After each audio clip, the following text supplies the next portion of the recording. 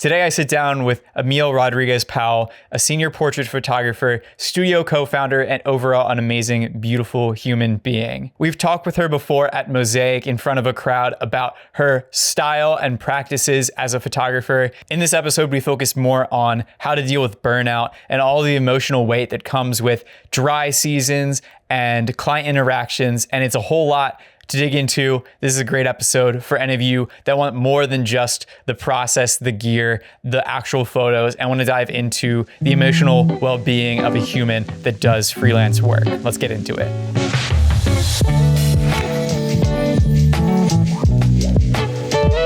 Welcome back to the Silo Podcast. I'm Austin, and I have a very special guest today. We have Emil Rodriguez-Powell. Oh my gosh, she's from Source. We've had many events at Source Creative House, and now we have her on the pod. You've been part of Mosaic. We've had events at your space, and it's just an honor to have you back on the pod. My pleasure. Thanks for having me. So, Emil, have you ever been through burnout? No, never. For the audio listeners, she is smiling. I'm smiling, but it's like the maniacal, like, yeah, no, never. It's the dog, like, with fire surrounding him. Everything's fine. Everything's fine. Yes, no. So besides Source, my main gig is Slice of Lime Photography. And I own Source Creative House, which every time we talk about Source, there's like, what is Source? Is it Source the Space? Source Creative? Break it down for us. It's Source Creative House. It is a photography company. We specialize in headshots and branding photography, some very select event photography. And we also rent out the space. So Source Creative House, we refer to the studio space as Source the Space. So that's how most people know us. But there's that confusion because 3 of us own it and we all have our individual brands. So like my main brand is Slice of Lime Photo, and that I specialize in kids and teens and high school senior photography. Dang. But yeah. Burnout? Yes, just listing that out. I was going to say, even just listing how many things that you're a part of, like yeah. what? Yeah. So Slice of Lime turns 13 in November.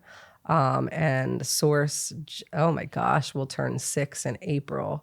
Wow. And we had delusions that like, just because we all ran successful photography businesses individually, that this would be a cakewalk. Easy and peasy. It has absolutely freaking not been that. But the burnout, man, like I feel right about now, you can't go on social media without seeing a creative talking about being burned out and setting boundaries and trying to come out of burnout, or worse, like them having to take a break and walk away from the business, or just close up shop for a while to work through that. So yes, like I feel right now, I don't know if it's a combination of the economy or just trying to find normalcy after COVID or what, but like, holy shit. Like I know so many people that are burned out, and I swore I was coming out of my burnout like earlier in the year. Cause I feel like I mentioned that to you. Yes. Possibly at Spring Cap. You were hopeful. Yeah. And then the time before that, you were deep, thick in the burnout. Awful. And I know that that's been going on for a few years. Yeah. And so to hear it be like maybe lifting a little bit and now falling back a little bit. Yeah. It's just hard. Like I think as creatives, especially those of us that are creatives who run businesses, that is how you put food on your table. I've mentioned this too before in one of our conversations. Like once you decide to take your creativity and pay the bills with it, it opens up all this vulnerability because you then have to make the space and the time to protect that passion, because then it becomes about, okay, I got to get this many bookings this month to do this. And when we last talked, I'm like, oh, I feel like I'm coming out of it. I want to do all these shoots. And I haven't done a damn like shoot just for myself since then. And Landon a few weeks ago, and for those of you who are new and don't know who Landon is, he's one of my business partners in Source. And I always joke like my work husband photography Landon's the bestie. best. And so he had sent me, did he send it to me? I think I may have sent it to him. Like it was this real meme of like somebody carrying around this fake Birkin bag that was like this big. And the caption was me carrying around all my creative ideas, but refusing to open the bag. And I'm like, holy shit, that's like me. Like, Yeah.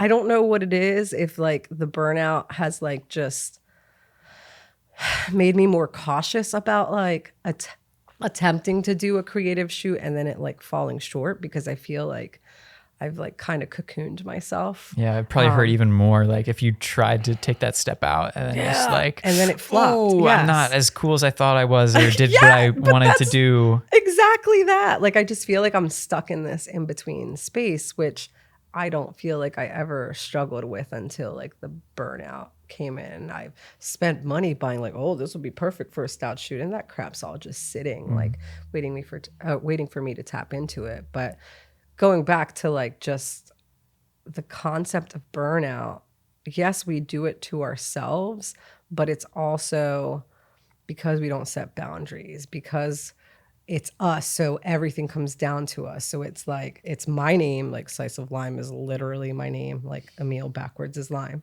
So it's me, like it all comes down to me. So if this doesn't work out, it's because I did something that caused it to not work out. Or like if I take too long to respond to an email and miss a like booking, like that's on me. And I did, try to help and outsource and get a virtual assistant. But with like, bookings being down and it just being a rough past few years, like I just had to cut that out and go back to doing everything myself. So Across the line, everyone is seeming to get less shoots. I mean, at least I feel like I've talked to a lot of like wedding professionals, and that's a different industry, but that just shows that it is across industry. Bookings are down. Absolutely. And there are some people that may be like, yeah, we're booked and going and whatever. Good for you, dude. That's freaking awesome. But for so many of us, like it has been like the bookings have dropped down a lot. And I think that pressure then leads to the burnout, because then you're trying to hustle more to get money coming in the door. And you may like be just saying yes to a lot of things that you normally wouldn't. I've made the mistake of doing that at times, like saying yes, even though it might not feel like a good fit or whatever, just to get the money in the door. And I did that last year, and I won't do that again. Like it just... Yeah, what did that do? The toll just was too much. Like it just caused way too much anxiety, and personality wise, it just wasn't like the best fit. And yeah, I don't know. Like I've been trying to work on saying no more.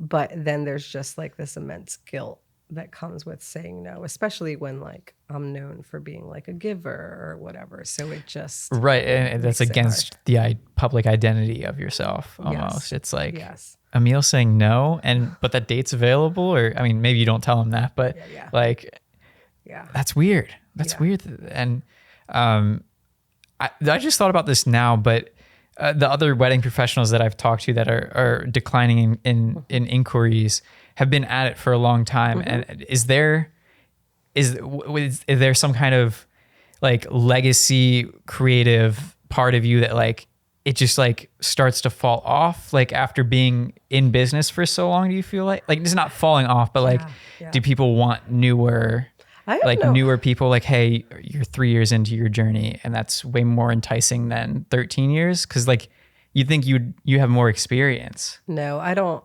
I wish I had the magic answer to that. And I want to give the disclaimer. I was a wedding industry person for a long time as a second shooter for Landon and for Stephanie, who's our other partner in Source. But that was one way that I was trying to help combat my burnout. And I was like, I am 45 years old. I am too old to be spending 10 hours shooting a wedding all day. My body can't hack it. And like I enjoyed it because it was a hang with my friend. Yeah. Like I'm not passionate about capturing love, even though I've made some pretty pictures, but like that's not what fuels my soul. Like I still would love connecting with people, and at the heart of what I do is connecting with people. Sure. But for me, it's with teenagers and tweens and like kids. That's always been my passion. When I was a social worker, that's like teenagers. I know I'm crazy, but teenagers was always who I most like connected with. But as far as like people not choosing somebody because of experience. I don't think it has to do with that. I mean, I know I'm priced as like a luxury boutique photographer, so my pricing is pretty up there. Yeah, that's what I was thinking. I was like, at some point when you're in it for 10 years, you know, you're raising your rates year after year. Yeah. And that gets you to a certain spot. And newcomers are at a lower spot because they either don't know their worth or blah, blah, blah, or whatever. So I didn't know if that. Yeah, no. And for me, like, that, I'm at the point where I wish I knew what it was. I mean, especially working with teens, it's a unique thing because that's always evolving and changing. And I don't just have the teen as my client. I have two clients. I got the parent that I have to connect with, and I got the kid that I have to connect with. Right. And with my clients, historically, it's the kid driving that booking. Oh, so wow. like Okay. it's the kid that chooses the photographer, will reach out. And then if they really want to work with me, oftentimes like it's like I really, really want to work with them. Or like the parents are like, cool. Like it was his, like I would say like going back however long, like I would have kids reaching out and be like, I've been wanting to work with you since 9th grade. I'm like, thank you. I feel really old, but I'm so honored. So like I had a lot of that. Yeah. But now like I freaking wish I knew why like the drop off was. And we know like it is a saturated market, but I will tell you, and it's not like BS, like I don't have time to worry about what other people are doing. So for me, one of the things that I've always been open with is like, cool, that's awesome that there's another like 30 senior photographers like within a 10-mile radius of me. I don't pay attention. Like I really don't. Like I do befriend people, and because I was an educator like through some of the more well-known senior photography educational like channels or whatever, but I just like I don't have time to worry if like Susie Q up the street is charging like $300 for a senior session, because I'm worried about me offering my clients an amazing experience. And I always say, like, even in my inquiries, like, if you just want a few photos, like, I'm not the photographer for you. Like, I'm about giving your kid an experience, making them feel seen, making them feel comfortable in front of the camera, and giving them something that they're gonna like remember for years to come. So if you're looking for an experience, I'm your girl. But if you just want to peace out, I don't, that's not what I'm about. Yeah. So I don't know, man. I don't know what the drop off is. Is it the economy? It can be.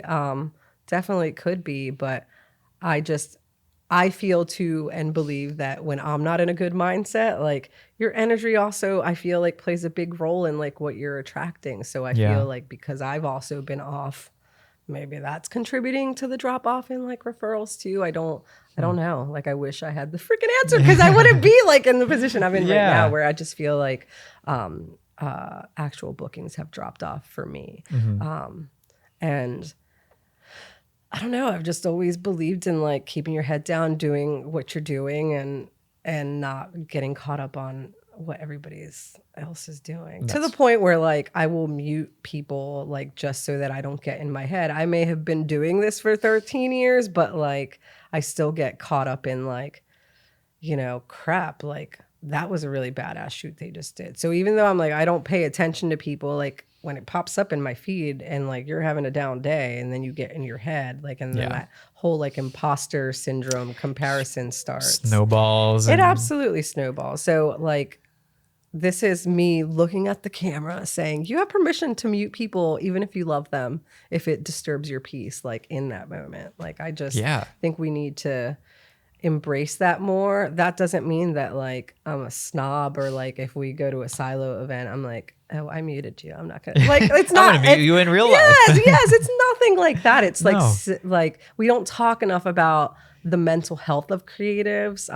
And the last time that I spoke at a conference, like I spoke about your why, and your why ties so much to what drives you, but that also like impacts like mental health things. And we don't nurture our souls because we're so focused on delivering a service to somebody. And it's about me making you feel amazing, but then I don't make time to make myself feel right. Or does your pricing include the necessities at which you pay for your like whatever therapy or, you know, whatever you need to pamper yourself after the shoot, you know, like it's one of those things. It's like, of course, include travel fees and stuff like in your bookings and stuff. But what does it look like for you to be actually comfortable with what you charge people? and Right. that contributes to your mental health too. Yeah. And at this point, like I've said, like I am at the top, like I'm pretty high in what I can charge at this point. And I feel like I've maxed out what this like market can hold. But then some would argue, like, is that a limiting belief? Like, is that me holding myself back because I've like stated that and I believe that when right now in the senior photography industry, like the in-person sales continues to be a thing. I did it. Like I used to do that. And for those not familiar, that means like you're charging like a session fee. And then after that, like everything is additional. So the session fee just includes the time. It doesn't include like any product or whatever.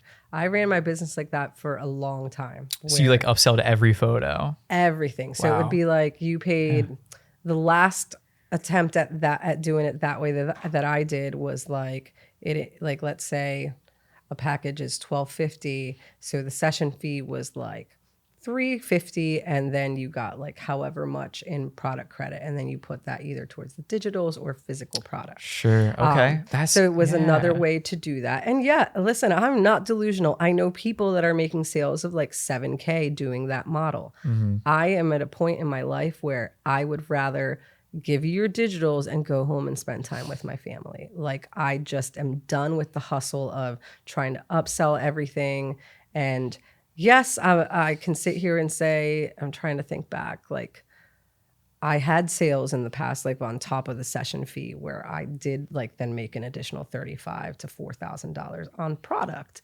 But that is just not how I want to run it anymore. Yeah. And I go on tangents when like there's still a negative connotation to shoot and burn photographers. Like, first of all, it's not 1995. We're not burning freaking like DVDs to like give, people their files that way. So I feel like I get passionate about this because I get so worked up. Like I call it now like all inclusive. Like you book me and I shifted to this completely this year. Like you book me and it includes the digital files. I'm still like setting it at premium pricing, but I've just sacrificed so much of my time spending in a room, showing product, sitting, helping clients like choose their photos, and that was great then. But now I'm in my reclaim my time era. Hey.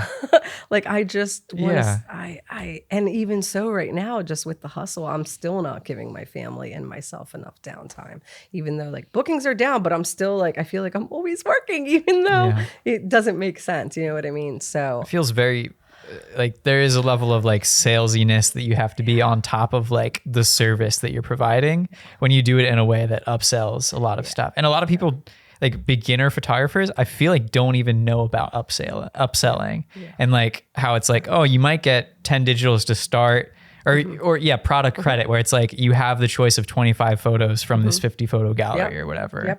So, like that's so it's an interesting thing that like, I think a lot of like gurus or influencers say like, this is how you make money. Oh yeah. And you can make a killing. Like there are photographers making like multiple 6 figures, like with that model. And a lot of my friends still do it that way. But for me, like I just with anything else in any industry, you can do whatever the F you want. Like for me, I did it that way and I just don't freaking want to do it that way anymore. But my like what fires me up is like, stop like having such a like snooty, shoot and burn attitude about it. Because if it works for an individual, then let them do it that way. It just has to align with like your why. Like if my why is, hey, I need the money and I'm still providing the exceptional service, there's probably something to say about doing it that way. And if people are saying yes and you're not like convincing or persuading them, I mean, that's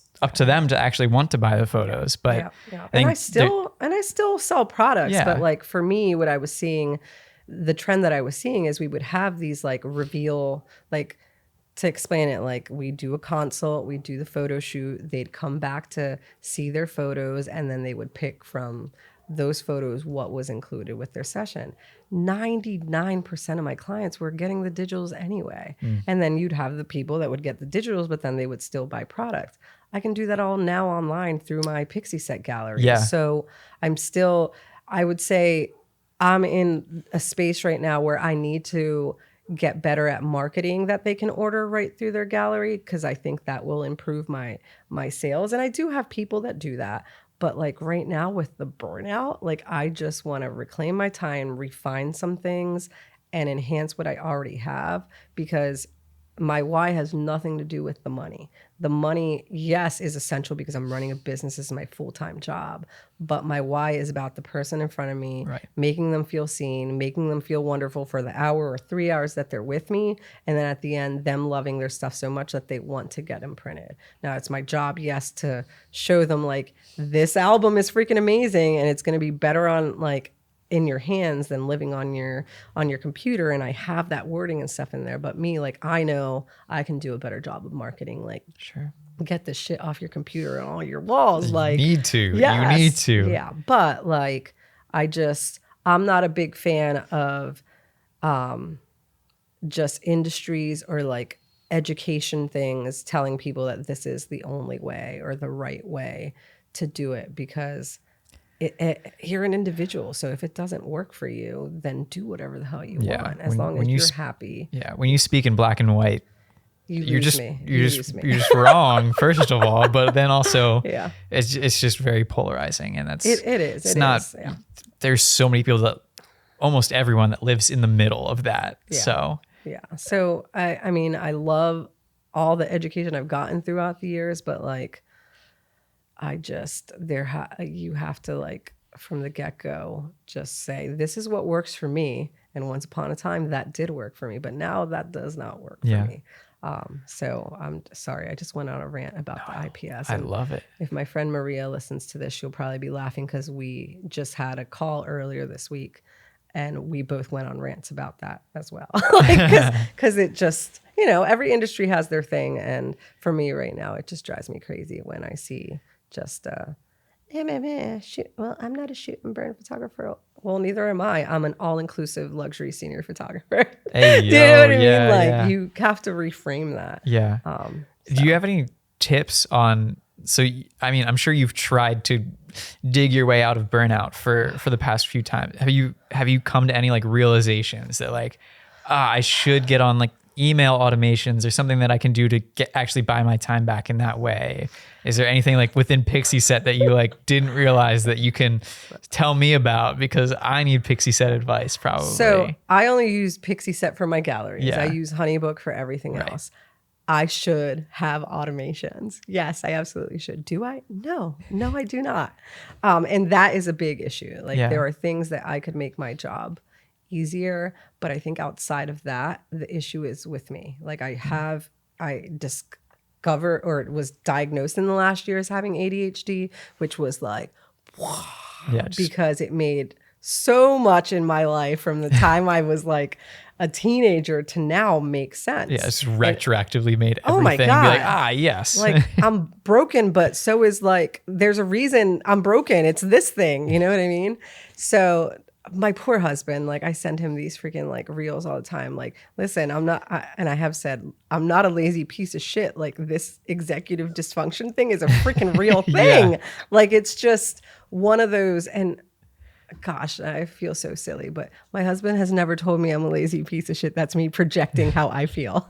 But it's just like one of those things that like so many creatives struggle with mental health things like that. Like the ADHD, I have anxiety and I've gone through bouts of depression. I think it's all tied together. So like the burnout comes from some of those things where like you just can't fix things that you know you need to fix, or let me try this and then it doesn't work for me and then I'm like, blah, screw this, and then I like try to, it's been an eye-opener to see it, but then that barrier is me like, I do need to get into a therapist that is familiar with that. I haven't been to therapy in a long time and I think that would benefit me greatly. But I'm also like, gosh, now I'm going to sound really social worky. There's just so many things that contribute to my coping skills now. Like lost my mom when I was 21. I was the oldest of 5 kids. So I've always been a caretaker. And I see how that plays out where I always put everybody else's needs, my business, my husband, like all these things above my own needs, that then I get the scraps of like my own efforts Sure. to like, Ooh, that's a good way of putting it. you know what I mean? Like I get the scraps. So I don't make time for myself. So like me, when I have downtime, I'm so exhausted, I'm passed out on the couch. Yeah. Or like I'll sit and read, and then I'll get through a few chapters and I'm like, oh shit, like there's all these things I really should be doing. So Yeah. downtime for me is not something I do well with. Because it brings guilt. It brings guilt. And then there's like, oh, I have this list of all these things to do, but I'm going to spend 3 hours just scrolling. Like it's so delusional, but it's like, I don't know how to break myself out of it. And the guilt is so big. But it's like, I just don't, when you ask like on the questionnaire for this, like, what is your biggest obstacle? It's freaking me. Like it's me, but I need to like adapt my coping skills or get some new coping skills or actually be in a therapist chair. And medication for me so far has not been helpful because it just causes so many awful side effects that I haven't been able to stick to it. And I'm open talking about these things because I'm also a big believer, like mental health is something that so many of us struggle with. And growing up like in a Hispanic family and then at that an evangelical Hispanic family, I was like, oh, eso del diablo, or that's the devil, like oppressing you. Like, listen here, homie. Like, and I've had I've had conversations with adults who still believe that. And it's like, this is a real thing. Like, this is like there's a deficiency in an actual like thing in my brain that causes science. this. Yeah, it is science. So it's like those like obstacles too. Like I think back like, and I mean, they're not going to listen to this podcast, but my siblings, like 2 of them have also been diagnosed with ADHD in the last year. So it's like so many things about our childhood like make sense. But like the coping skills, taking it back to like that loss of my mom just shifted. Like as the oldest of 5 children, like there is that like true birth order thing. Like you are the way you are in your birth order, like that's pretty spot on when I speak to other eldest like siblings. And then when you experience a significant loss like that, like just the way that dynamics change. And I was away at school when that happened. So like to this day, I can see how I've always been a caretaker, but like in the last few years, when I was in those dark spaces, like some of my siblings were going through things and that was the first time where I was like, I'm sorry, like I need a minute. Like I can't handle this right now. Or I've already told you this 10 times. It is now on you to make the change. Like, I'm not going to keep repeating myself. So then came the guilt with like, oh my God, like now it's my other sister that's assuming that role when it's always been me, like stepping in. So like, even though most of this podcast is like for creativity and talking about that, I feel like we so often focus on the creative part and then leave out the human behind the creation. Yeah. It's all about the roots of that too. The roots of like who we are and how we create, how we choose to connect with people. Those things all come from like all the stuff outside of who we are as creatives. Yo, enjoying this episode? Please consider subscribing on YouTube or leaving a 5-star rating on Spotify or wherever you're getting your podcast. It really does help push out to more people, and we need more eyes on these amazing creatives that we are highlighting in this season of the Silo podcast. So if you wouldn't mind, leave a 5-star review on those platforms and a comment down below. Now let's get back into the episode. But so often the humanity part of creating is like what fuels us. It's our desires, it's our past, it's our environments that like cause us to want to do the things in creativity or create the way that we currently do or impact the medium that we are creating on. And I think that's what we have to have these conversations about. That's the mission of this pod, and what Silo is about is exploring the humanity behind what creating actually looks like. Because if no one else talks about the humans and the relationships that it takes behind this. And we're not even talking about networking. We're talking about like literal one human can make a difference in this world. But when you put 2 together, it expands more than 2x times and all this stuff. It like, there's just so much behind like that. Absolutely. And like, I think too, when you're a portrait photographer, and I've had these conversations a lot lately too, like it's you, like people have asked me, oh, what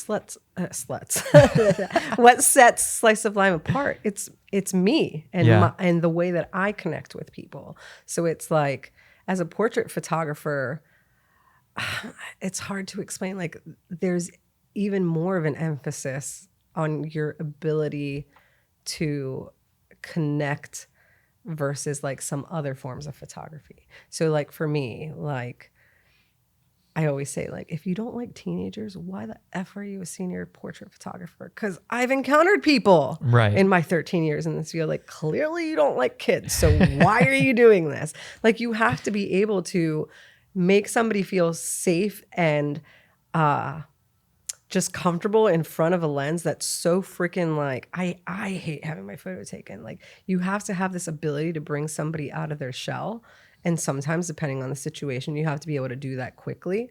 And if you can't do that, like, maybe you need to explore a different type of photography. Because for me, like, that, when people like, oh, your photos are great. I'm like, but I feel like my photos are good because I'm able to connect with people in like a genuine, authentic way that they let their guard down. It may take like till the second or third outfit, but I'm just like, if you can arrive there, that's all that matters. Exactly. So it's like, when I have a kiddo who's like more reserved, I had a consult with one this week. At the end of our session, I was like, come over here, sit at the table with me. And I put my hands down. I was like, I'm not going to hold your hands because we just met, but what can I do next week to make sure that I bring you out of your shell?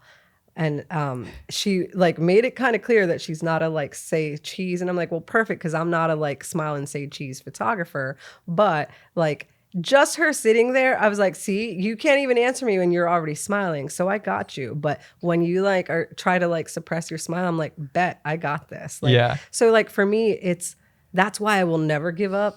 I gave up the IPS. It just wasn't my jam, but I will never give up those consults, because that's for me where I get to like, here's my secret sauce. This is what sets Slice apart, because I'm going to get you, even if it's like just snippets of it, I'm going to get who you are in those photos. And the biggest compliments to me are like parents saying, and I say parents because Slice is my main gig, but even with Source, like working with adults, listen, your insecurities don't disappear once you hit adulthood. Like, so getting those like people in front of our lens that are like really self-conscious and hate having their picture taken, and them like looking at the back of camera and be like, oh my God, I look so good. Or how did you do that? I feel like even just that is the first step. Like, even if you can't have the person skills that Emil has, like, it's all about like, no, in the moment, like, don't let them wait. Like, until you get the photos delivered and they're like, oh, well, my hair is, I need to like put it behind my here, or I do have this pimple that you didn't Photoshop out. It's like, no,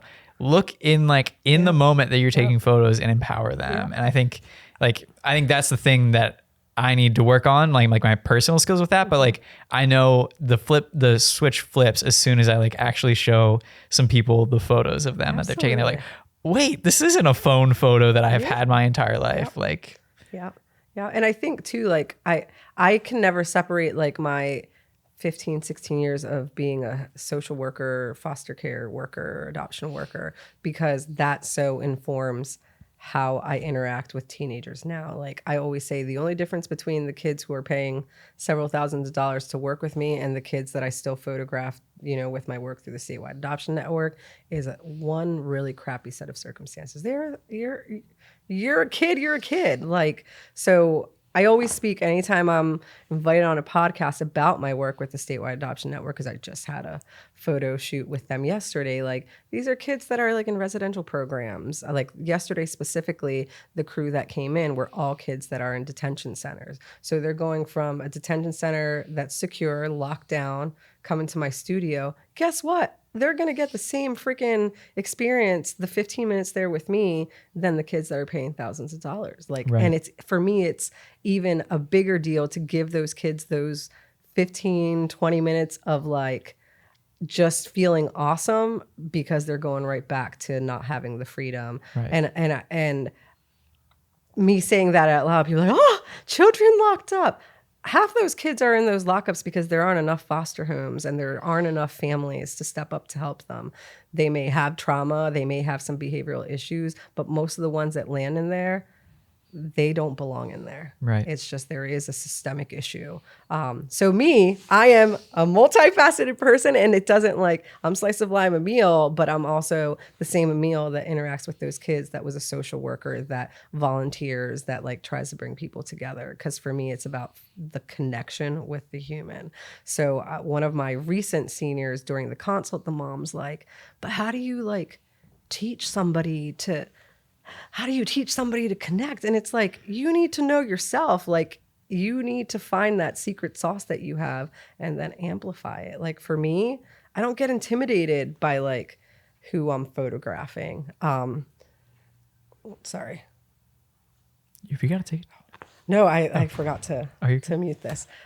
Sorry, I just ruined that. No, you're good. I'm gonna clap real quick just so that I notice it. Okay. And then go ahead. Yeah. So I don't get intimidated by like who I'm photographing. Like we've shot like celebrity golf tournaments, and I'll just walk up to people and talk to them like whatever. That's not something to me that like I'm in awe. Now, granted, maybe I'll meet like somebody that I'm like, but that hasn't happened for me yet. Like just for me, it's like they're a freaking human.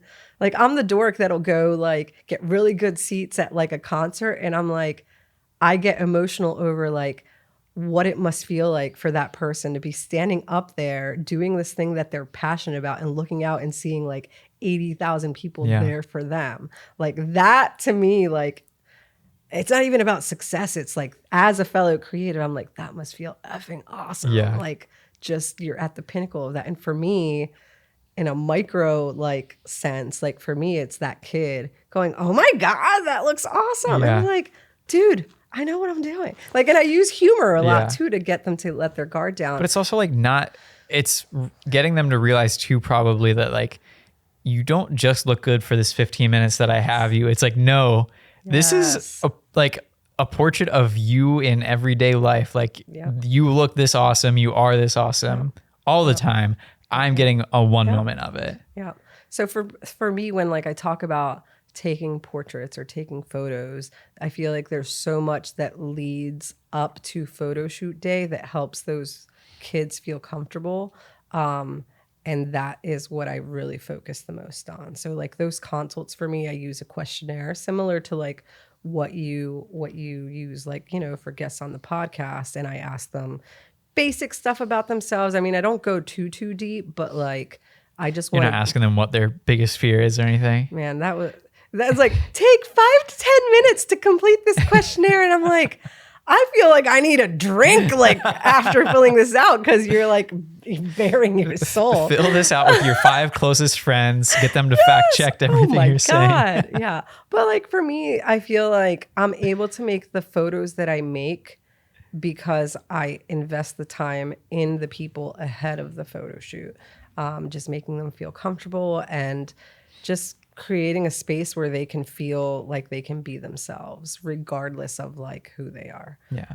So that shows out in like how vibrant. I mean, sure, that's color wise too, but it's also like there's actual smiles and like demeanor because they feel confident after talking to you. Yeah. So that the people piece for me is like the most important part of, you know, what I do. But then the creativity part, like that's where I know it's going to sound so delusional. Like I know that a kid can show up, I can make them feel amazing, I can deliver what they're expecting of me, but I am very much in a mindset right now where I'm just like, I'll go home, and even if the shoot was like good in terms of like the interaction and stuff, I sometimes have these days where I'm like, okay, I'm not looking at these pictures for a few days because I feel like they're not as creative as they could have been, or why did I shoot that like that? And I think most of us do that on the regular anyway, but like I'm so stuck in like putting myself out there creatively that I just still have that big bag of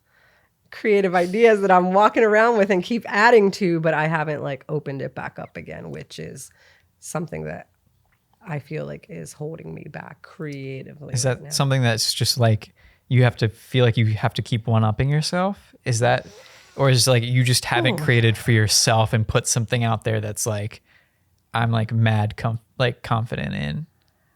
That is a good question. Like I do feel yes, that I need to is, and I wouldn't even say it as one-upping myself. I feel like I've been kind of stagnant in my growth. And like when I do, God, this sounds so stupid even saying it out loud. Like I do feel like if I'm gonna put the effort into doing like a styled shoot, I really have to go big because I've put myself on a shelf for so long. And like the dilute, like again, the drop in bookings and things like that, like just really get in your head. Like I'm like, oh my God, am I just dialing it in? Is that contributing to the drop? Like you just go into that spiral trying to come up with solutions to that. But like I used to have this thing called a street team where kids would apply and they were like my model team. And that was like that's Like still ambassadors or something yes, like that? ambassadors. I Yeah. call it a street team. Once upon a time, it was the model team. Ambassadors, some people call them influencers. Now there's a shift to calling them the creative team. And that I would do that. And again, goes back to it's my why. It was about creating community for them and giving them, yes, it was marketing for me because I'd give them a kick-ass time and they'd go talk about it. And that's how I ran it for a long time. Then COVID hit and it kind of stalled that out. I had one of my biggest teams and then COVID hit and we didn't get to do anything until like 2 months before they graduated. So like then I took a break and then I brought it back and then I was in the thick of my burnout. So I feel like I didn't and I'm still stuck on this. I feel like I didn't offer what I usually do with that as far as like my engagement, the things that they did do with me, they all talk about it like they had an amazing time. But in my brain, I'm like, I was so depressed and so burned out that a lot of the things that I was supposed to do or said I was going to do, I didn't. Yeah. So like in my brain, this is the freaking spiral. I'm like, I destroyed the Slice brand. Like nobody knows about me. Like, or if they do, they're talking all this shit about me. And that those are like the freaking delusions that like go through your head, like at your head, my head, when I'm like, okay, why are my bookings down? So I am like now at the point where I was like, I do want to bring back the street team, but I need to set boundaries for myself because I would go so hard on that and do so much when it was at the peak of it that then I'm like, am I going to burn myself out again? So it's just those things because I'm not nurturing my needs as a human. This is where I struggle. Like my identity right now is still so much slice of lime Emil that I struggle with like who I am outside of that and nurturing, like I said before, the creative behind the brand and why I do what I do. Like I pour into all these other people, but I don't freaking pour into myself. Yeah. So This might be a hard turn, but can you explain like the pros and cons of having like that ambassador program as a creative? Because I feel like some people might want to implement that in maybe a different way than like ambassadors for like a senior session. Yeah. So there's like photographer friends that I know do those programs for like their boudoir side of their business and stuff like that. It's a big like referral kind of program. It's all about is referral, what it is. but it's like relational marketing. Right. So like relationship marketing. Like now I feel like the world is so, don't hate me, like so what's the word, oversaturated with like the concept of influencers, and that's kind of what it was before it was that, right? Which is interesting. But can you break down what that is? What does it look like? How did you get that started? So everybody does it differently. I got started in that like when I decided that I wanted to specialize in seniors, I took like a course through Seniorology, which is one of like the educational channels in the senior photographer world, and that's where I learned of the concept. So I was newer to just photography in general, so I started it very organically, and then I was like, hey, Steph, who at the time was one of my first paying clients, and when I decided to specialize in seniors, I asked her if she wanted to like be my stylist. So when I started to come up with the ideas for this, I spoke to her about it. And then there was another local photographer that I knew did it. And I had never seen it done before except for by that photographer. So I just reached out to Steph, like, do you have any friends with teenagers? At the time I was still teaching color guard. Or actually, no, I think I was done teaching color guard, but I reached out to a friend, like, do you have any kids that would be interested in this? So at the time I was like, hey, I was building my portfolio. So I like came up with styled shoots and photographed them. And there were 3 that first year. 1 that graduated that same year, and then 2 that I started like and shot for like a whole year before. they graduated. So basically when I got it established, like I used a questionnaire. I said that I was taking applications. I vetted them. I asked them for like deep questions, and I wanted people that aligned with my brand. So when I opened it up more at that point, some kids had already like started talking to those other kids about it. Sure. And it's all about the like giving the experience. So then naturally they're just sharing about it. That the kids from that era though are very different than the kids now. So when you're working like with teens or any market, I mean, the market's going to shift, and we talk about Gen Z now, like Gen Z's wrapping up and we're heading into Gen Alpha, and I don't even know shit about that at this point. So that's like research you have to do, but kids want an experience like that. At the peak of my my street team, like we would have like welcome parties. They'd get to know each other. For me, it was about those friendships that formed like outside of the fact that I brought them together. And there were kids that like would hang out on their own outside of the street team. And for me, that's what it was about. But it was like at that point in time, like did these cheesy, like give these referral cards out. They never freaking use them. I spent so many hundreds of dollars on that and they like never use them. And now with social media too, like kids aren't posting as much either. Yeah. So it just shifts, but it's about like offering them something unique that they can only get as being a part of the team. Initially, when I started, I was doing it for free. That's delusional. Don't do that unless you're just starting out. And then I moved to like where I charged an additional fee, and they all had to be paying Slice of Lime clients. And then in addition to that, for an additional fee, they would get like, so senior year, they'd have that shoot, but then an additional 3-4 shoots plus like little parties that I'd host and things like that. So that's what it was then. And that's what a lot of my friends still do now. And they structure it that way. Like when I spoke at conferences, the first conference I spoke at was Seniorology in Nashville in 2019. I took some of my girls from the team to model for that conference because I was a speaker, but I was also hosting a styled shoot. So they got to model and be photographed by photographers from all over the country. And it was a cool thing. So those are like, you know, just offering them something different that somebody else might they wouldn't be able to get by going to another photographer. So that's what it was about. But it was about like them then naturally sharing about it and talking to other friends about it. And that's how then I would get referrals.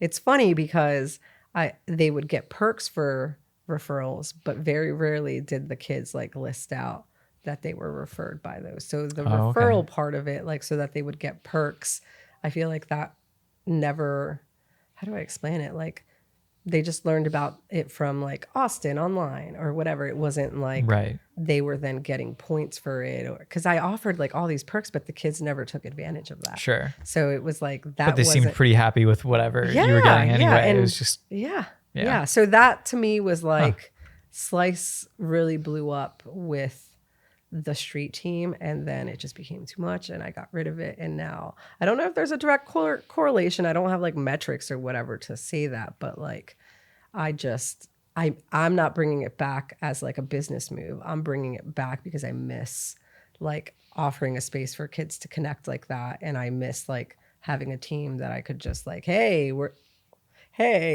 gonna get together and like here are the styled shoots that you get to help me plan. Or I'd come up with like 5 or 6 concepts and let them vote on it, and then what they voted on would be what we do. So it was just a fun way for marketing, but that's what it is. And I see people do it for, like I said, for like boudoir and other types of things too. So it's not exclusive to the senior photography world. It's an interesting way, I'd say like way of just building community, but then also just naturally like they just go and share what they're a part of. And if it resonated with them, then and for me, I did it because it was tied to my why. Yeah. But like some people may do it because they want the money that comes from it. And listen, I'm not saying I don't like money, but like for me, that wasn't the driver for it. The money was the result.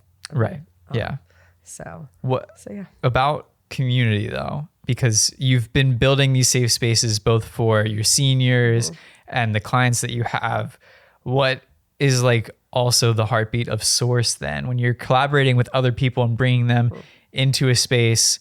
How does that, like, we don't have to go into the backstory of how you guys met or anything, but like, what did that process of collaborating with 2 other people to form one entity look like? Because I want to build a space, where people can come together. And I'm sure other people want to do that on different scales. What is bringing 3 or 4 different minds together to make a space, or have a video studio, or even just have a podcasting corner in their home that people can use? What does collaboration look like to you? Oh my gosh. Going into business with friends, I mean, all 3 of us would say in a heartbeat, it's not easy because we all have very different views about different things. And then coming together and how you run the business, that there's just like marriage, man. Like, you're bringing people together, and you all have to like make some compromises and things like that. But I won't go down the road of the challenges of that. But for the 3 of us, like, we always wanted, like, when we did secure that space, we were, I mean, the biggest thing was wanting to welcome other creatives into it. And I personally, like, am a big believer in oh my gosh, I'm trying to think of the sticky that's hanging, because it's from like 6 years ago. It's still on a bulletin board in my office, but I've read somewhere, like, you have a gift and then you give it away. Like, you have this gift and then you give it away. And for us, it was about like giving access to the space to other creatives. Like, yes, we rent it because, again, it's a business and we have to make money, but we partner up with like the New Cumberland Collective, with Silo, some of this Hispanic Heritage Month stuff that we're doing. That's like, we're donating the space for that. So it's finding that fine line of like, how do you like spread awareness without living online all the time, but like also share the space with folks like that are putting the effort into building this community, and then also get your bills paid. Like, it's just, it's all like so freaking hard. While also running your own business and that being on the side. Yeah. When did you know to take the jump on that space together? Jesus. Like, what circumstances led you guys to being like, yeah, we want to bring people together and it needs to be in a physical space rather than what I could do otherwise? So Landon and I shared a space together in a little, like, one of those cute mansions on Front Street in Harrisburg that like got broken up into suites. So we shared a space there. And then Stephanie had her own separate studio across the city on Dairy Street in Harrisburg. But the three of us came together because Landon, I have to share the backstory. It doesn't make sense. So like Stephanie's best friend booked Landon for her wedding. And Stephanie at the time was working with me at Slice of Lime. Landon had heard of Slice of Lime. So at the wedding, like, Steph and Landon connected, and then Landon had reached out to me, which he just messaged me last week. We have been friends for 10 years officially. He sent like the screenshot, like 10 years and like, happy friendiversary. So he and I like decided to go in on a space. Like, Steph introduced us. We became like the best of friends. I was going to second shoot one wedding with him. And then 7 years later, I was like, bro, I'm freaking done. So we ended up going on a space together, but we always crack jokes of the 3 of us, like, world domination. So Steph and I, even though I was shacked up with Landon on Front Street, Steph and I started like going around. We came down here to York and saw like several spaces, and Steph on a whim just reached out to Nito, who owns our building, through a catering inquiry and asked about the space. But she like pitched our vision, which was a like white space, like industrial vibe photography studio that could also host small events. And that was always the vision. Like, we didn't want to get the space, build it out, turn it into this amazing thing, and then just hoard it. But the challenge has been like getting the word out. And like, there's so many people that have walked into our space. Just somebody like a few days ago, like, they had no idea we're there. So you can have this amazing concept, but then in the execution of getting the word out, that's the challenge. You would think it would be easier in like this day of social media, but there's so much going into it. But for us, the heart was always like having this amazing space that we could create in, but then to open it up to other people, which is why so often like we do collaborations, AKA donate the space. Let's be real. Like, when you say collaborations, a lot of times that's unpaid work. Like, for the space, because we want to get the word out about it. You have a gift. and you're giving it away. This episode is sponsored by the Silo Discord. So you made it to an event, you met some friends, you got some amazing images out of it, but now you have to wait until the next one to hang out with some of your favorite people. It's not the case. Join the Discord. This is a great way to get connected with all of your friends. My favorite part has to be sitting in the voice channels while I'm editing, having people join in, ask what I'm working on, asking how their day's going, or just talking about some of the struggles that we're facing. Really just builds a deeper bond with a lot of these community members. With that comes different channels to talk about gear, poetry, memes, food, anything in between. Image critique, where we can come together and give positive feedback on images, making all of our skills sharper. So if you're not already a part, click the link in the description and join the Discord. It's an amazing spot to be. It is absolutely a privilege to get to be a creative entrepreneur. But I also was the social worker that when I would take interns out with me into the field, I'd be like, let me just be frank, like, there's nothing romantic about this. Like, are you absolutely sure that this is what you want to do? Same thing with like being a creative entrepreneur. It's fucking hard. Like, I think a lot of people romanticize it that's because the they're word. not in it. That is the word that I was going to use. Like, I'm not going to romanticize it. Like, it's hard as hell. And like, that is why, again, it leads to burnout, because you are so passionate about this thing. Like, I was in social work because I went and got a criminal justice degree, but all through high school, like, I was an art kid. Like, I just punked out, and like, I'm like, first generation Hispanic kid going to college. Like, how the hell am I gonna sell that to be a creative, like, to folks that have busted their butts so that I can have this opportunity? You know what I mean? So like, I'm like, oh, you're going to Westchester? Cool. Let's go check that out. Cool. That's where I'm going. Okay, let's see. I love true crime, love history. Criminal justice sounds great. I mean, that was the thought process. You can judge me all you want. I'm 45. I'm still alive. Like, it's all good. But like, there wasn't that like guidance. You know what I mean? Like, so I took this like, and went into this different field, and then came back like 16, 15 years into the social work world thing, like back to my creative roots. So it is such an immense privilege, but because I'm so passionate about this, and same thing with social work, like I was passionate about those kids. I was passionate about those people until it freaking broke me, like that I was physically ill because I just cared too much. I've always been somebody that feels things very deeply. And same thing with Slice, like, and Source, like, we want this thing to work out, but it is so hard in this economy and this like freaking awful climate, like that we're just living in, like all these social justice problems and wars and just awful things happening. Like, I'm a freaking person. So like, you're never going to see me not posting about this month being Suicide Awareness Month and like things that I'm passionate about. And I just, God, it's so damn hard, but I wouldn't change it. Like, I love what I'm doing, and I've gotten to meet so many amazing people because of it, but it is freaking hard. You get to, and it's on you that you soak in the weight of the world around you as a creative, both and even in like, so, I mean, obviously social work, but like even as a creative, it's like, no, especially when it's your business, it's your name, as we talked about earlier, it's like you're holding on to that with your life, like with the tightest grip possible. Maybe it's a little different when you're working with for someone else, but there's other things within that you're holding so tightly that, or you're clenching your jaw so tightly that you're giving yourself a headache, and that's the burnout. That you're making yourself physically ill. And like, that's how it like manifests for me. Like, the anxiety then makes me physically feel it.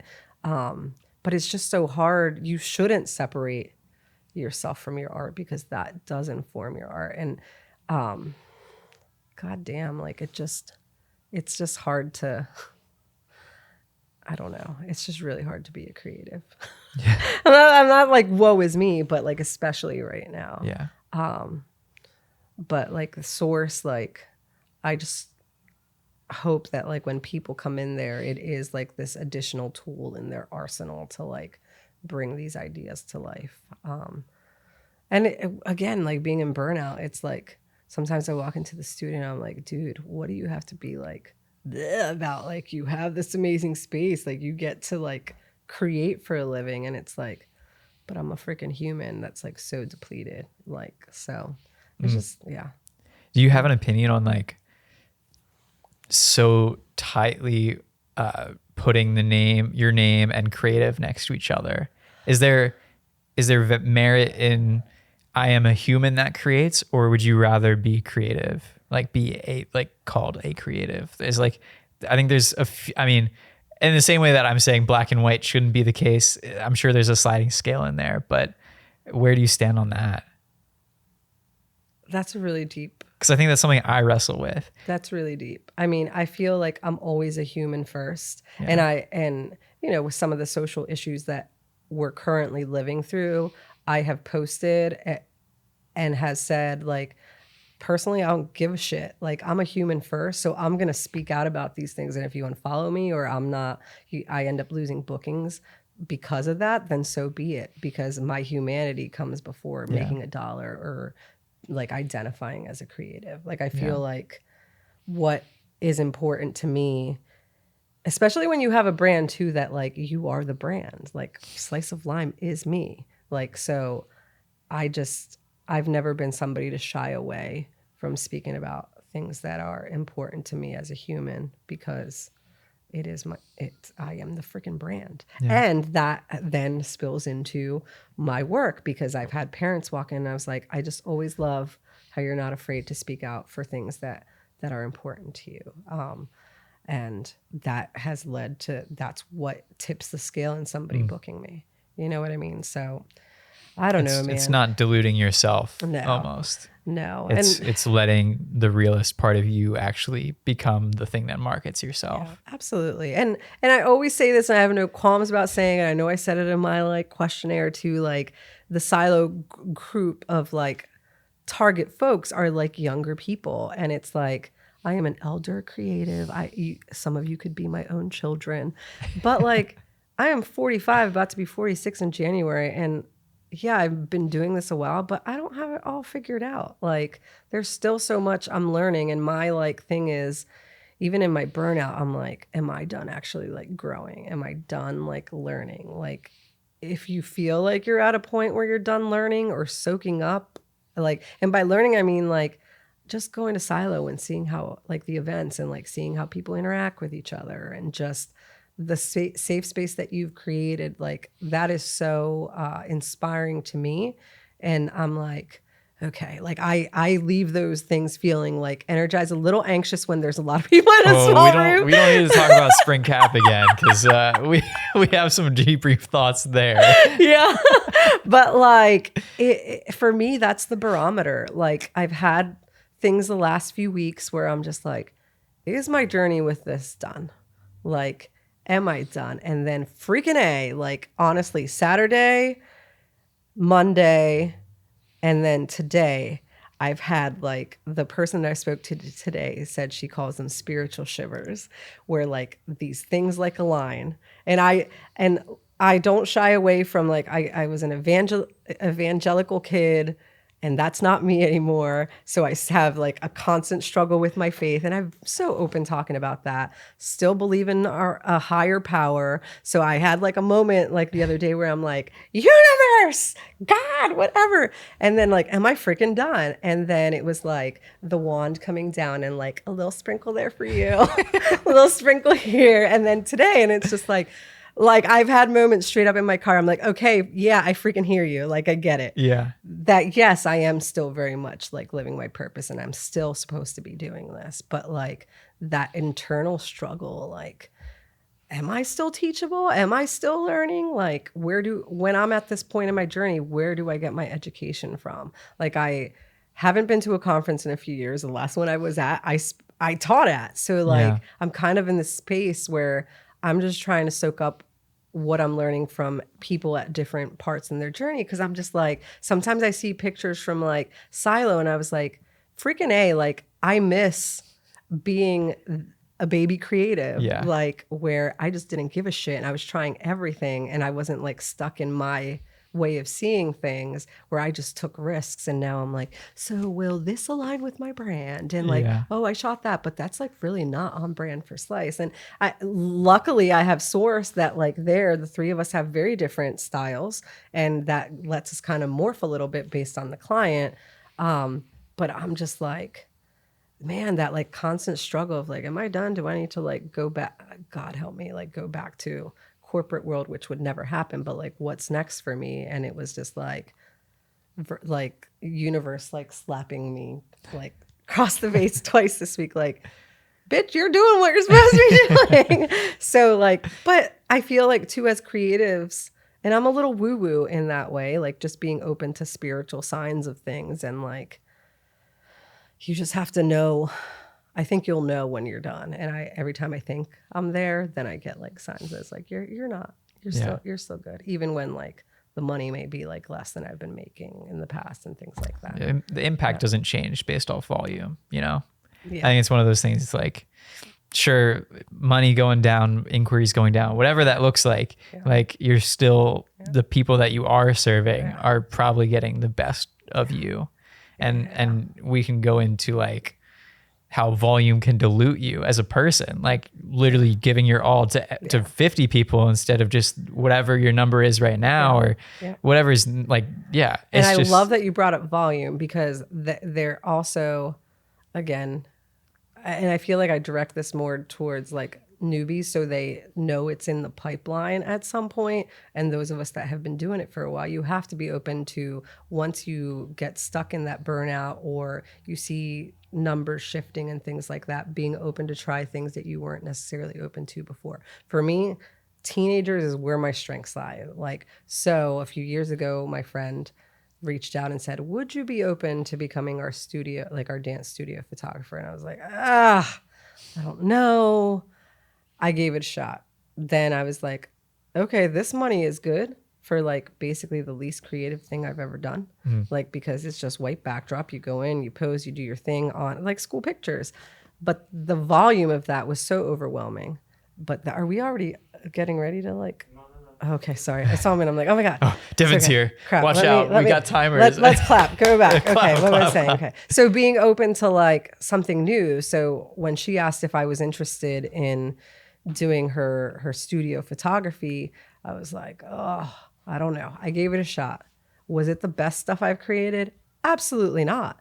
Like even the consistency, like I'm like, oh my God, like I'm going to tarnish my brand because this is so subpar compared to like what you can expect from like a slice photo shoot for seniors and stuff. So then I went and mentored with a friend, and then she's been doing it a long time, and she gave me tips. And every year since then, I've gotten better and more comfortable at it. And the money from that money is delicious, because it's like, it is a like long day.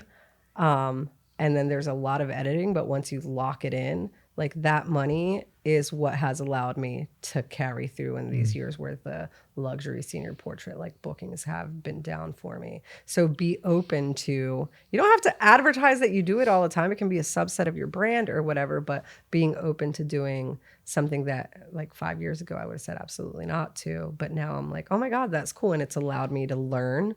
And like I've brought, some of those friends in, like, okay, I want to get better at this. So what am I looking for? Like here, like where in this move is the peak that I'm supposed to like snap and capture it. So like every year I have gotten better, and I'm just like, okay. So like, again, I'm still teachable because I opened myself up to learn this new thing and took from people that have been doing it for a long time and being open to growing. So that's the thing. Like you just have to be open to pivoting when you need to. And I feel like that has also helped on some level with the burnout, because it's like, okay, I can't just show up and dial this in. Like I have to be like, okay, this light here, okay. So like every year I feel more confident, but I'm like, okay, yeah, I'm still learning new things. Yeah. So I think it's really interesting what you said about like, you can still have like those side gigs that are not what you are mainly doing. I think someone needs to hear that, like, you can still do, if you're a wedding photographer, you can still do family portraits on the side. Just, you don't have to put them on your website. If someone's like, yeah, you shot my friend's wedding 2 years ago, my family needs like family portraits, or I want pet portraits or whatever. You're like, this isn't me. What do you think? How do you think that correlates? But if you need the money, or if it's something to get you out of whatever you're going through, it's like, No, you can totally do that. Don't advertise it. Don't put it on your website. Do it. Do an awesome job. Serve them so well. Maybe you get more referrals because you did a great job on that, and that gets you out of your comfort zone and either puts you on a new path or whatever it is. But it's so important for people to hear that, like, just like if you're open to do it, just do it, and that might save you in the long run. Yeah, and don't be like. And I will say too, with the like asterisk, like it still needs to align with your why. Like for me, I did it because I was like, I love my friend. I was a color guard kid. I always say color guard dance, so that there was a big dance component to that. And now this dance school, that's an actual dance school. I'm like, okay, I have enough base knowledge, but not enough like from a dance school perspective. Cool, I'm open to learning this. So it's still aligned with like something that I connected to. Like my friend, love her. I wanted to like explore this. And I love what her school was about. Like the way that the environment that they create there. And then another school came along. So that school too, like totally different schools, but I love their philosophy and how they work with kids. Like if it was a school and I was like, hey, you're making me feel icky, I would have said no, even though it was something that piqued my interest. So having a solid why, and that why may like morph throughout the years, like that's my barometer for everything. Yeah. But my why is also such an inherent part of me in everything I do, not just my business, that for me, it's like, cool, that trend is cool, but it's not for me. Like that helps you kind of like swat away the noise, if you will, because it you helps have this internal barometer. Be able to say no. I think, and in the same way that like your why is also able to change over time, but I think also like you keep adding layers to it. It might say something different, but you're able to be like, no, my why 4 years ago, completely different, but because of XYZ that came on top of it, I've switched or I've morphed or I've changed it to that. But I think that's important for creatives to hear. Oh my God, absolutely. Like if you are able to start, the first thing you start with is like, what is your why? Why do you want to do this? Yep. And there is infinite numbers of whys. That's not like choose one of 5. Oh, absolutely. And like when people say like book Slice of Lime or why they book Slice of Lime, I mean, the pretty picture is the product. 99% of the time they're talking about the experience and how they felt and like all those intangible things. And with Source, like the 3 of us run 3 completely different businesses, but when we're together, like, again, we're known for making people feel at ease in front of the camera, being like just engaging with people, putting them at ease. Like those are the things that those people that actually know of us will say about working with us. Like we really like go all out and we're personable and put people at ease. And again, like you can be a creative, but if you're going to be a creative that interacts with people, you got to be a freaking people person. Yeah. So, but yeah.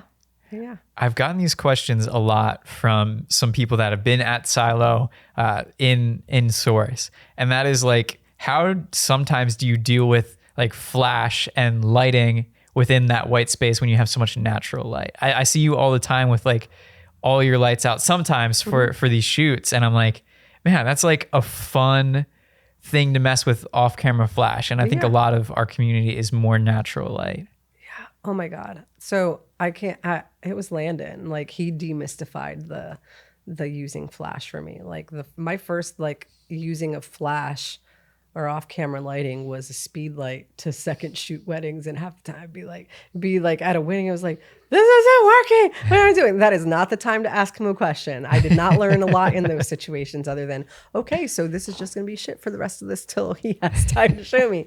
But like, you have to be willing to just experiment. Like for me, yes, I mostly shoot natural light, and I was so scared of trying off-camera lighting for the longest time.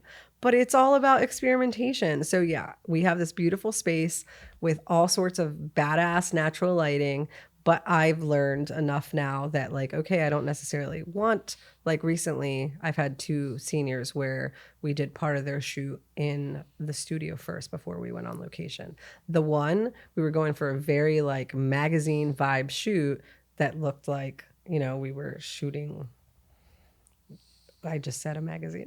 So like more magazine vibes. And Yeah. I knew the type of off-camera flash that I wanted. So for that one, I just used like a big light like this one.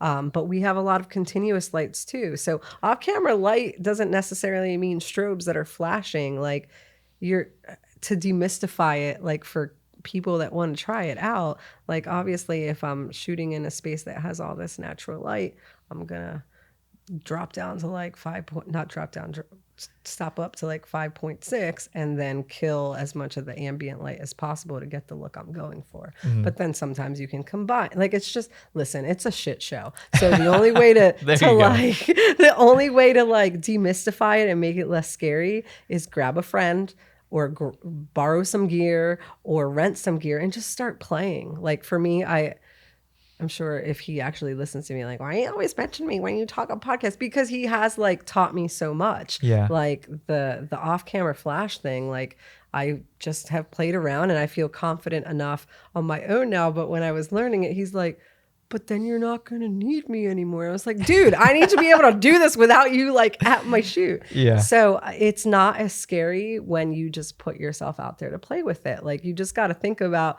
you have a portable sun on a freaking stand and then you can move it around and create like different looks. Like now Lana is the guru with all that funky lighting and like different gels and colors. Like the more you get, the more advanced you get, like the more you can control things, but don't be afraid to just like try it. There are times like, I shot recently at Kilgore Falls down in Maryland, and I was like, okay, when we're in the woods, like we're going to need a flash for when we get to a certain point. So I brought like just the brick, like that Godox like brick with me and stuck it in I think it was like a 24-30, a small soft box, and just had mom just adding that additional light to create like something moody. Like it's just another tool in the toolbox. So just like some of y'all like to put a pantyhose on your lens or your lens, or you have like oh little, my like, God, the reflective fractals, thing. like the little prisms and stuff.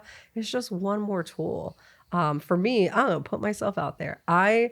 Like Landon and our friend Natalie Curry make the most amazing double exposures. And I freaking hate them both because they create this effing magic. And every time I try to do it, like it just falls flat. And like I forced myself the last few shoots to try to attempt one, even if it turns out like shit. But that's a skill that I really want to just like somebody just take a one and go, boop, you can do it now. Because anytime I attempt it, and Steph is also killer at doing them, I just can't effing pull them off. Yeah. And like that for me, like, what does success mean to you? I would feel successful if I could like make some good double exposures. Because the few times that I've actually like shared some, like they're so subpar. But like, that's a skill that I would love to have. The same thing with like off-camera lighting. You just have to, you want to learn the skill, borrow some stuff and just play with it. Because once you start like playing with it and just watch a YouTube video or like read some like manuals and stuff, it becomes less scary. Everyone sucks the first time you do it. Oh my God, yeah. But the person that you love absolutely took however many times to get good at it. So don't Absolutely. feel like you need to get it on your first try. Yeah, but like, us elders, like also like, oh, I've been doing this a while. Let me try it. I got this. And then it's like pure poop. It's like, okay, maybe I don't got it. Yeah. So it's like sometimes I get frustrated and then just have to walk away because I just want to master something fast. But I have to remember you have to get there. Like I'm confident like directing things and doing whatever because I've been doing it a long time. Right. It's not going to be, let me pick this up and I'm going to magically be good at it. So do you do double exposures in camera? Is that what you're trying to do? Or do you try to do it in? Yes, because Landon is a purist. And at the times that I've Everything done it in in camera. Photoshop, he talks shit because he can like we did a source shoot for a production company earlier this year, Moon Peak Productions. And Landon did the like, think of like I think it's the Queen album with like all their faces, like, so it's like however many people were in the band and they're all just like looking off. Yeah. He did that with a group of, think of like 6, all in camera. And I was like, mother effer, like, how do you do this? Landon, tell us your secrets. Come on the pod. Ask him in the podcast. He'll probably be like, oh, no. Oh, I'd But love he's to. like such a technical guru, Yeah. like that Steph and I always like defer to him to like help us when we're like, problem shooting stuff. But he's so good at that. Like my brain, I even have said to him, how do you see that? Like how? Like teach me to think like that. Because and Natalie, oh my God, her double exposure is just something else. Yeah, she was local. Now she lives up in Ithaca. But okay. I'm going to plug Natalie. Do Natalie it. Curry Photography. Look her up. Her double exposures are just out of this world. Out of this world. And Landon Wise Photo. Oh yeah, get this man on the go to Landon Wise Photo on Instagram and let's rate him real quick. Let's give him shark emojis in his most recent post. Do that and then be like, you should be a guest on the Silo podcast, and then he will murder me.